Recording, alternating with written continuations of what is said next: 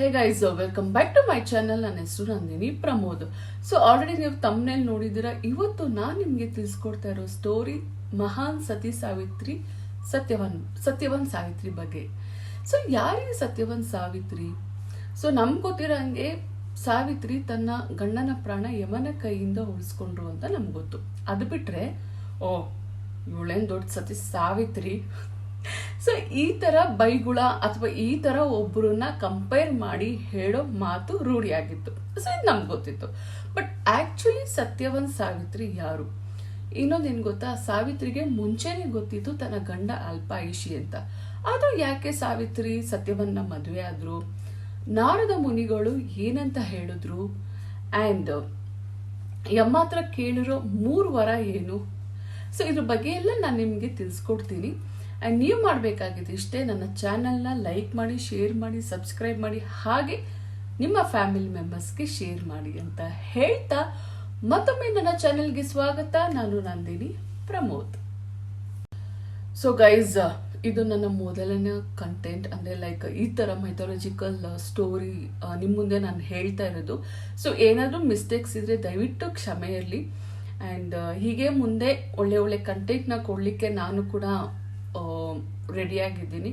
So please ಏನಾದರೂ suggestion ಏನೇ ಇದ್ರೂ ಕೂಡ ಫೀಲ್ ಫ್ರೀ. ಕಮೆಂಟ್ ಬಾಕ್ಸ್ ನಿಮ್ಮದೇ. ಸೊ ಕಮೆಂಟ್ ಮಾಡಿ, ಏನಾದ್ರು ತಪ್ಪಿದ್ರೆ ನಾನು ಖಂಡಿತವಾಗ್ಲೂ ತಿದ್ಕೋತೀನಿ. ಆ್ಯಂಡ್ ಎಸ್, ಈಗ ನಾವು ಸತ್ಯವಾನ್ ಸಾವಿತ್ರಿ ಬಗ್ಗೆ ತಿಳ್ಕೊಳ್ಳೋಣ ಬನ್ನಿ. ಸತ್ಯವಾನ್ ಸಾವಿತ್ರಿ ಕತೆ ಶುರು ಆಗುವುದು ಮಹಾಭಾರತ ಕಾಲದಲ್ಲಿ. ಹೌದು, ಮಾದ್ರ ದೇಶದ ದೊರೆ ಅಶ್ವಪತಿಗೆ ಎಲ್ಲ ಇತ್ತು, ಧನ ಧಾನ್ಯ ಸಂಪತ್ತು, ಹಾಗೂ ಅವರು ಸುಖಜೀವಿಯಾದರು.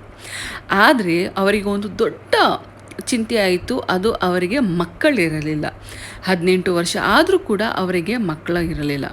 ಕಠೋರ ತಪಸ್ಸು ಮಾಡಿ ಸರಸ್ವತಿ ದೇವಿಯ ಅನುಗ್ರಹದಿಂದ ಹುಟ್ಟಿದ ಮಗಳೇ ಸಾವಿತ್ರಿ.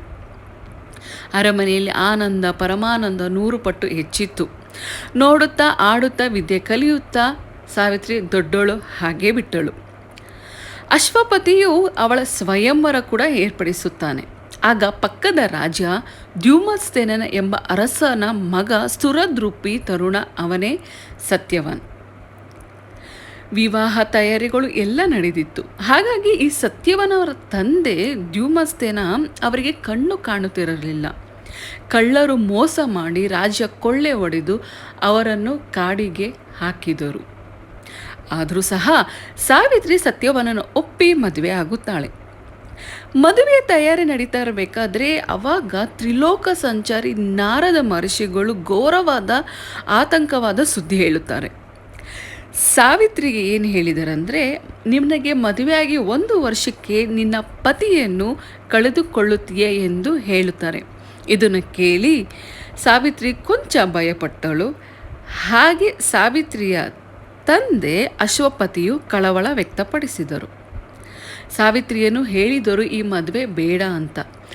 ಆದರೂ ಸಾವಿತ್ರಿ ಹಠ ಬಿಡದೆ, ನಾನು ಮನಸಾರೆಯಿಂದ ಒಪ್ಪಿರುವೆನು, ನಾನು ಮದುವೆ ಆಗಿ ತೀರುತ್ತೇನೆ ಎಂದು ಸತ್ಯವನ್ನು ಮದುವೆ ಆದಳು. ಸೊ ಮದುವೆಯಾಗಿ ತನ್ನ ಪತಿಯ ಜೊತೆಗೆ ಅತ್ತೆ ಮಾವ ಎಲ್ಲರೂ ಕಾಡಿಗೆ ಹೋಗುತ್ತಾರೆ. ಸೊ ಆರಂಭದಲ್ಲಿ ಎಲ್ಲವೂ ಚೆನ್ನಾಗೇ ಇತ್ತು. ದಿನಗಳು ಉರುಳಿ ತಿಂಗಳುಗಳು ಕಳೆದೇ ಹೋದವು. ನಾರದರು ಹೇಳಿದ ಗಡುವು 3 ದಿನ ಬಾಕಿ ಉಳಿದಿತ್ತು. ಆದರೂ ಸಾವಿತ್ರಿ ಧೈರ್ಯ ಕಳೆದುಕೊಂಡಿಲ್ಲ. ಸೊ ಒಂದು ದಿನ ಸತ್ಯವಾನ್ ಎಂದಿನಂತೆ ಅವತ್ತು ಕಟ್ಟಿಗೆ ತರಲು ಕೊಡಲಿಯನ್ನು ಹಿಡಿದು ಹೊರಟ. ಆಗ ಸಾವಿತ್ರಿ, ನಾನು ನಿಮ್ಮ ಜೊತೆ ಬರುವೆನೆಂದು ಹಿಂಬಾಲಿಸಿದಳು. ಒಂದಿಷ್ಟು ಕಟ್ಟಿಗೆ ಒಟ್ಟಿಗೆ ಮಾಡಿ, ಆಗಲೇ ಸತ್ಯವಾನ್, ನನಗೇಕೋ ಸಂಕಟವಾಗುತ್ತಿದೆ, ನಾನು ಸ್ವಲ್ಪ ವಿಶ್ರಾಂತಿ ತೆಗೆದುಕೊಳ್ಳುತ್ತೇನೆ ಎಂದು ಸಾವಿತ್ರಿಗೆ ಹೇಳುತ್ತಾರೆ. ಆಗ ಸತಿಪತಿಯರು ಒಂದು ದೊಡ್ಡ ಆಲದ ಮರ ಕೆಳಗೆ ವಿಶ್ರಾಂತಿ ಪಡೆಯುತ್ತಾರೆ. ಇದಕ್ಕಿದ್ದಂಗೆ ಸತ್ಯವಾನ್ ನರಳಲು ಆರಂಭಿಸುತ್ತಾನೆ. ನಿಗದಿತ ವೇಳೆಗೆ ಅವನ ಪ್ರಾಣ ಪಕ್ಷಿ ಹಾರಿ ಹೋಗುತ್ತದೆ. ಆಗ ಕರಾಳ ಆಕೃತಿ ಗೋಚರವಾಗುತ್ತದೆ. ಅದು ಬೇರೆ ಯಾರೂ ಅಲ್ಲ, ಸಾಕ್ಷಾತ್ ಧರ್ಮರಾಯ.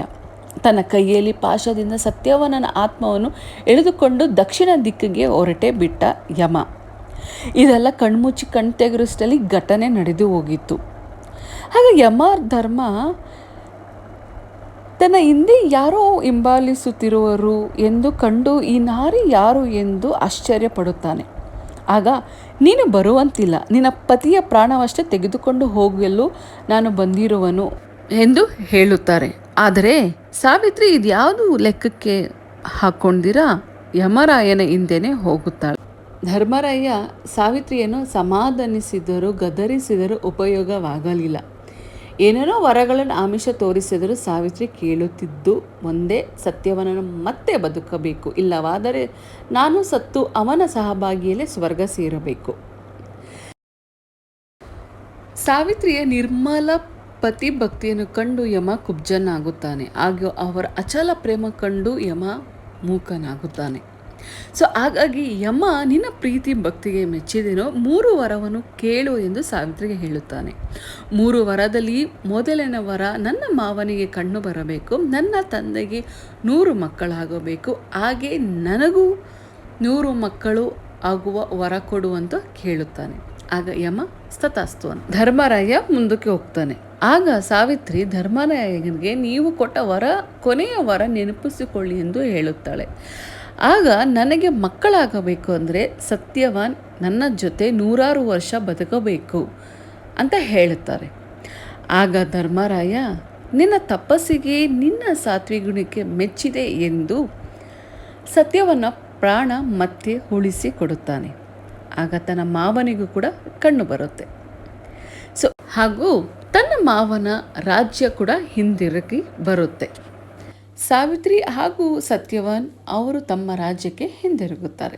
ಸಂತೋಷದಿಂದ 100 ವರ್ಷ ಬದುಕಿ ಬಾಳುತ್ತಾರೆ. ಇದು ಸತ್ಯವಾನ್ ಸಾವಿತ್ರಿ ಕಥೆಯಾಗಿತ್ತು. ಹಾಗೆ ನಿಮಗೊಂದು ಹೇಳಬೇಕು, ಜ್ಯೇಷ್ಠ ಮಾಸದ ಹುಣ್ಣಿಮೆಯಂದು ವಟ ಪೂರ್ಣಿಮಾ ವ್ರತ ಆಚರಿಸಲಾಗುತ್ತದೆ. ಇದು ತಮ್ಮ ಪತಿಯರ ಆರೋಗ್ಯ ಆಯಸ್ಸು ಹೆಚ್ಚಿಸೋಕ್ಕೆ ಈ ಒಂದು ವ್ರತ ಕೆಲವೊಂದು ಕಡೆ ಮಾಡ್ತಾರೆ. ಸೊ ನೀವು ಕೂಡ ಮಾಡ್ತೀರಾ, ಮುಂದಕ್ಕೆ ಮಾಡ್ತೀರಾ ಅಂತ ಅಂದ್ಕೊಳ್ತಾ ಏನಾದ್ರು ತಪ್ಪಾಗಿದ್ದರೆ ದಯವಿಟ್ಟು ಕ್ಷಮೆ ಇರಲಿ. ಹಾಗೆ ನನ್ನ ಚಾನಲ್ನ ಸಬ್ಸ್ಕ್ರೈಬ್ ಮಾಡಿ.